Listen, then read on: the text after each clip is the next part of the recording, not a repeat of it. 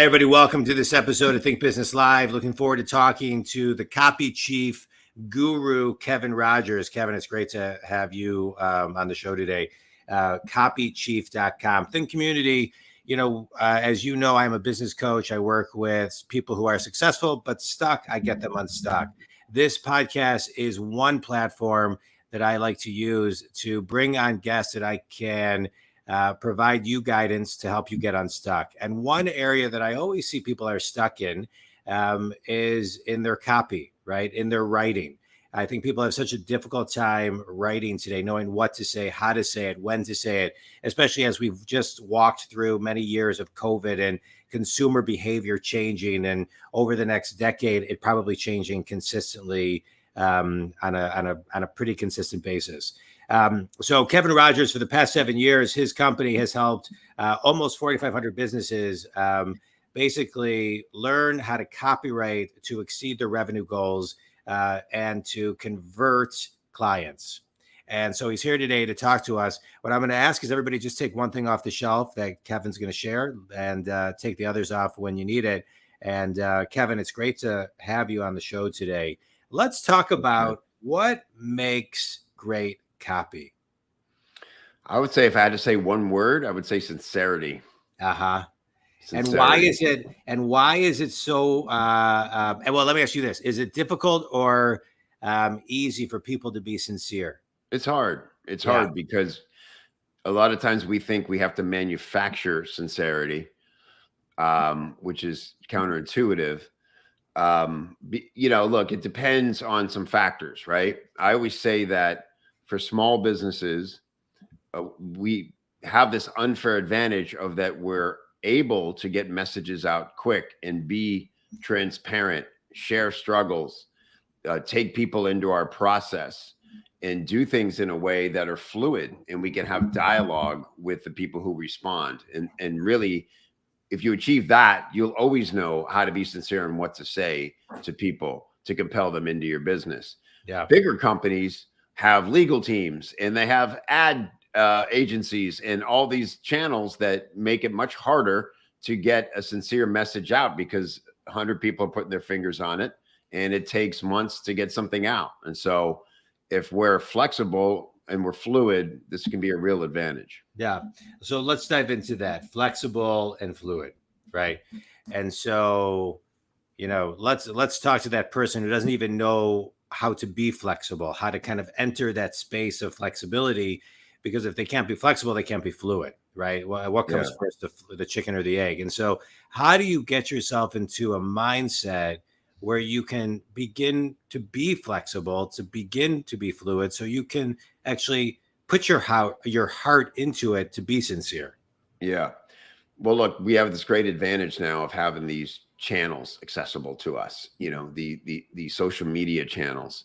And I want to be clear, there's two ways to use social media. Obviously, there's the paid ad platforms that are very effective, and those can be a little less flexible. It can take months for a single ad to prove itself, and you got to be patient and consistent with it. However, the way to get to the right ad is by having real time conversations with people in the same channels. And so if what you want to have is a fluid marketing team and somebody representing you on social media, if not yourself, who understands the kind of questions to ask, conversations to start, and knows how to read that input, that dialogue. Yeah. Let's talk about that for a second, because I use the term real time all the time, and I love it because if you look at that of the umbrella of something, and then behind that is active listening and being present and really paying attention to the pauses, the nuances of what someone is saying, even though they're not maybe saying it. And so being real time with someone requires you to get rid of distractions. And like you said, talking to people, understanding what your message not only is, but needs to be based on the person who's receiving it. So let's talk about the receiver for a minute, right? Okay. Yeah. And so let's talk about the receiver of the message. And so when somebody receives a message, let's just work backwards. What do they need to feel? What do they need to sense? What do they need to, we talked earlier, bring out the pain, but what do they need to feel today? They need to feel that you hear them. Mm-hmm. People want to be heard. Thoreau has that great line that most people live a life of quiet solitude or something like that, where they just feel like they're living in a void, that nobody really hears them, nobody understands them. And when you can break through with a message that speaks to somebody, makes them feel like these people get me. It's like they're reading my diary. Yeah. And I think that's the moment. And what one of the things I see, Kevin, is it requires daily listening, because sometimes those words or the priority of those words to the receiver can change, over a short amount of time. And I'll just give a quick example. When I started my business over 7 years ago, I didn't know that the word stuck was going to stick. And so I knew that I was talking to people who were stuck, but then I didn't even know if it was a real word. I did, and then I started saying, hey, I can help. If you're stuck, I can get you unstuck. Yeah. So people liked it. It resonated with them. And so I started changing my messaging with that word. Right. Yeah. So talk about how to listen for, what is important, where people, the words, what to listen for so they do feel heard. Yeah. We can go deep on this. This is a really good topic. Yeah. There's actually a system for this. And it goes like this. Basically, I started doing this through email. That's my best channel. By the way, I think email is the best way to communicate with people because it's the most intimate of all digital communication. Think about how you would sit there and scroll Instagram or TikTok, with a friend or your significant other and laugh together at videos, and you probably wouldn't be too concerned about what came up in your feed or things like that, right? But you wouldn't want somebody sitting next to you as you read through your emails. You've got personal messages going on there. You've got different things. And so it's still people read intimately and closely. However, you guys probably all start your email like I do when you're there to answer some emails. First thing I do is start deleting. I look for anything I can delete. And the first thing, if it doesn't look sincere, I delete it. And if I was more diligent, I would be unsubscribing at the same time. But I just want to get rid of all the fat and get into the heart of it, right? Yeah. So we did a program, John, you'll like this.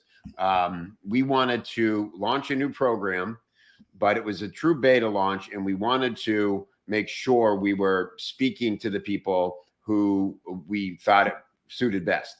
And we also, because it was the beta launch, wanted to hear from them what they wanted from such a program so that we could make it very specific to them. The only way anybody could know that we were launching this product was by reading all the way down to the PS of our emails. It was the only place we mentioned it. And we have 48 pages of replies to that PS in those emails. We have those all in a document. And then what we do, I use that all kinds of ways. You can go through and start to highlight certain words. Yeah. You probably would have seen stuck mentioned a million times and went, oh, wow, people are resonating with the term I used. This needs to be featured, right? You can also put it into those fun word softwares that make a word map and you can see which specific words are most prevalent. And so, like you said, listening carefully, you can also kind of systematize that process. And man, you hand that to a copywriter and they know exactly what to do with it. Yeah. I love it. I love it. I wrote a book a few years ago, and a lot of times people will ask me, what was the process behind writing a book? And I'll share that with them. The detail of that doesn't matter right now. But what I always say to them, anybody can, and so they'll say to me, God, I always want to write a book, but I'm not a writer. And I always say the same thing. No one's, take away the Grishams or whatever, but behind every writer is a better copywriter. Like that's really all you need. Yeah. And so having a copywriter is golden, right? Because Yeah. even the one word one additional word or one less word can make all the difference. Yeah, for And so sure. can you talk a little bit about the nuances? Because I really believe that, copywriters in the world that you live in is critical because think community, the average person has a attention span less than a goldfish, which is less Sure. than 7 seconds. Right. And I double majored in economics and journalism in college. And one of the things that I remember learning in journalism, and I graduated, I'm 50, I graduated when I was, 23. And back then it was that the average person read a newspaper for 8 minutes a day. They read the first paragraph, the last paragraph, and the headline. So I don't know what the new stat is, but I would think it's less because people don't read, they skim. And so, Right. yeah. So how important are the nuances of a writer? Yeah, it's a great question. They're hugely important. Again, part of it is what tone are you setting? Are you writing in a way that is, look, you want to leave a lot of white space. You want to force somebody's eyes down the page.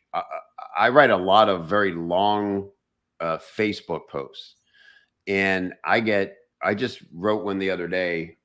And it got 400 responses and over 100 comments on Facebook, and it was long. It was maybe 1,500 words, and sometimes people will say, I never read long stuff on Facebook, but you forced me to read this. And there's a lot of nuance in that. It's making sure that you're taking people on a journey. And look, when people read something, we're looking for permission to stop reading it, right? Because none of us feel like we have a second of extra time in the day. We don't want to be bothered. We're inundated with data. And so if you really think about what you want to express and tell it in story form in a way that brings them on a journey that they can see themselves in, like those are the nuances, right? That's sort of the big picture of where you want to start with it. Some specific things are simple little word choices you make. First of all, some things not to say. By the way, here's something that might be useful. We're talking about copy. Yeah. I just came up with this. I was teaching some realtors, real estate agents, how to use copy better. And really the 4 essentials it comes down to when you're communicating with somebody in a meaningful way is why them, why you, why this, why now. Like those 4 simple things. Why them, why you, why this, why now? Why should they care? Are they being heard? That's why them. So they've got to see themselves in it. What's in this for me? You know that from journalism. Yeah. And then why you? How do you fit into that? And that doesn't mean taking 5 paragraphs to lay out your bio. They just want to read between the lines that you get it and that you've been there.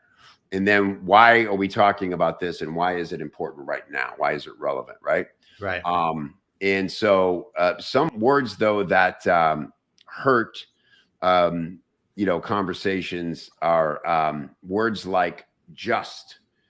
I hate the word just, John. Yeah. We do this all the time. And this is a word that you'll use all the time and then just delete it every time you go to use it, especially when you're writing. That's the beauty of writing is you have a chance to edit, right? Right. So for instance, something we all say in business is we're following up with somebody. Hey, just wanted to follow up. Yeah. You didn't just want to follow up. You're following up. Right. And when somebody reads just wanted to do something, it feels flaccid. It feels a little desperate. It's all about you. Yeah. You could simply instead say, reaching out to ask, right? I'm reaching out to ask, did you get my last email? Because we only have a short amount of time, whatever it is, right? Another big one is at least when you say things like, well, at least this or at least that sort of indicates that you're okay with compromise and that they should be okay with compromise. And you always want to be looking forward, not in compromise, right? And so instead you could say something like that way, or best case scenario again. So you're framing what could be, not what we're settling for. Yeah. One more that I think everybody should just never say is, I'll be honest, or honestly. That's a killer, because every time somebody says to me, I'll be honest, I think, are we just starting now? Right. Right. What's been happening until this moment? Yeah. Yeah. That's a good one. That's a good one. I love that. I'll throw out a word that they say is very productive. There's a study that was done in 1978. Have you heard of this one? A Harvard professor did a study on the word because, and how powerful the word because is, that it really increases conversions rate like 30-some%. That's so right. Yeah. Well, that's great. I love that you nailed that. Gary Bencivenga is widely regarded as maybe the best copywriter that ever lived. And he said that's the most important word in marketing is because. Yeah. Oh, good. Has he written any books? I don't know him. No, he didn't write books, but he does have an expensive course. When he retired, he invited 100 people and he shared everything he learned over his career. And that's available as a course. It's like $5,000, but worth it if you're ready to invest. Wow, that's very cool. All right, good. So let's talk. I want to go back for a minute and talk about storytelling, because one of the things you had talked about is, tell things in story format so people can see themselves in the story. We're giving kind of formulas and models today. What's the formula for a good storytelling? Yeah, the simplest one is 4 parts. Identity, struggle, discovery, and result. And John, I actually took this from my days as a stand-up comedian. I toured for a decade doing stand-up in clubs. And when I got into copywriting, I was looking back to what was effective in comedy in the parallels. And I thought, the most important joke a comedian tells is the first one and the last one. And the first one is so important because you're establishing persona immediately. And so the formula for comedy is identity, struggle, discovery, surprise. Because surprise is why we laugh. We didn't see that coming, didn't expect that. It's a knee-jerk reaction to laugh. But we don't want to trick people or mislead people in marketing, so we change it to result. And so an example is, I call this the 60-second sales hook. And by the way, that's a free book anybody can get at 60secondsaleshook.com. But I say that because the pitch for that book is a 60-second sales hook. I would say, hey, John, hey, my name's Kevin Rogers. I'm a former dead broke stand-up comedian. It turned copywriter. And for years, I struggled to understand what makes people sit up and pay attention. Then I discovered a simple 4-part storytelling formula that exists in every comedian's first joke. And I turned it into what I call a sales hook formula that it can be delivered in 60 seconds or less in any form. And so if you want to, and then you call to action. So if you want to find out what it is, enter your email below, right? And so that's the 60-second sales hook. Identity. And in my case, all wrapped up in one. I'm Kevin Rogers, former dead broke stand-up comedian. Dead broke's all I got to say about the struggle. We can picture that. Not fun, kind of fun, not ultimately fun. And then what did I discover? And this is where you want to show people you in the lab a little bit. I picture you got your beakers foaming around you, and you got your lab coat on. Show them that you've done some work, that you became obsessed with a thing that you found people were struggling with and solved it. And then what is the result? I forgot to add the result. And then normally I say, since then I've taught it to countless marketers who have used it to boost their conversions by XXX, whatever. Right. Yeah. And then, so just quickly. And so identity, struggle, discover. And by the way, a lot of people get hung up when they try this. If they say, well, my struggle isn't their struggle. I didn't go through that. And the simple fix to that is just use the struggle of your best customers. Yeah. Make it about them, and just qualify yourself as an expert in what you do to help them.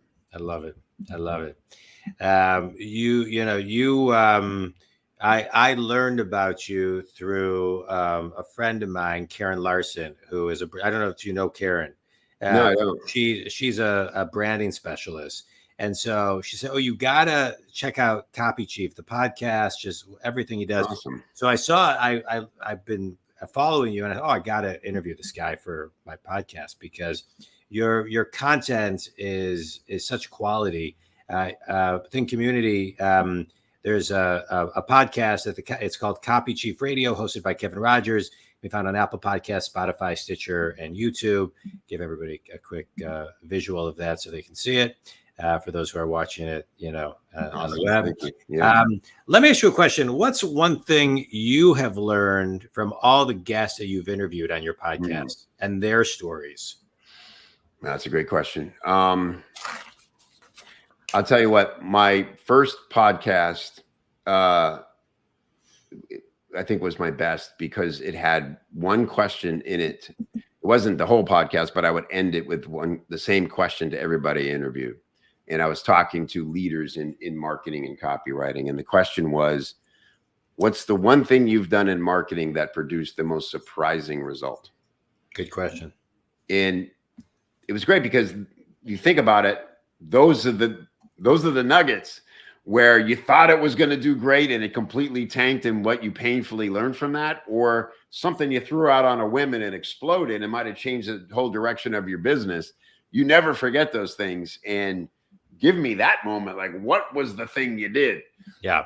And so all the answers to that question through 150 episodes or whatever of that show were the best. But I guess the overarching thing that I get is what I love about entrepreneurs and anybody who finds their way into this wacky world of specifically direct response marketing. There's no two identical paths in. You don't go to college for this. Usually people start it as a need to grow their business, but man, that fire that gets us through the long days and the lonely moments of being a business owner, that just never stops inspiring me when I hear those stories. I love it. All right, quick speed round. You ready, Kevin? Yeah. All right. Book that's had the biggest impact on you. Essentialism by Gary McKeown. Greg McKeown. I love that book. Yeah, Greg. It's a great book. Yeah. My business coach referred that to me years ago. I loved it. It's one I go back to regularly, which I don't often do. Yeah. Best piece of wisdom you've ever received? There's no greater freedom in life than allowing other people to have their own experience. It's great. And finish this sentence. One person, for the one thing that every person should do to enhance their copy and their message is? Do it regularly. If you can communicate, you can write. You can speak it into a voice recorder and run it to Temi for 10 cents a minute, and you have copy then that you can work with. I love it. Think Community. We talked about learning something today that would get you unstuck. Kevin shared a ton of stuff. I think one takeaway for me that resonated is, and there was so many and so much detail, but goes back to really one of the first things you said, which is find your sincerity in everything that you do. And I think that is great. Think Community. If Kevin can help you, please reach out to him, copychief.com. Kevin, tell everybody who your ideal clients are and how they can connect with you. It's twofold. Anybody who wants to learn how to write more effective sales messaging for their business, whether they want to be a freelancer or improve their business, or companies who are looking to build copy teams, whether they want to start with one copywriter, or like we just signed a deal with Grant Cardone's company to build a team of 20 copywriters with them. That's what I love to do is connect those two paths together so they can go off and do great things. I love it. Kevin, thank you. Think Community. If Kevin can help you, please reach out. Kevin, this has been awesome. I appreciate you taking time and sharing your wisdom today. Have an awesome day, everybody. Thanks, Kevin. Enjoyed it. Thanks, John.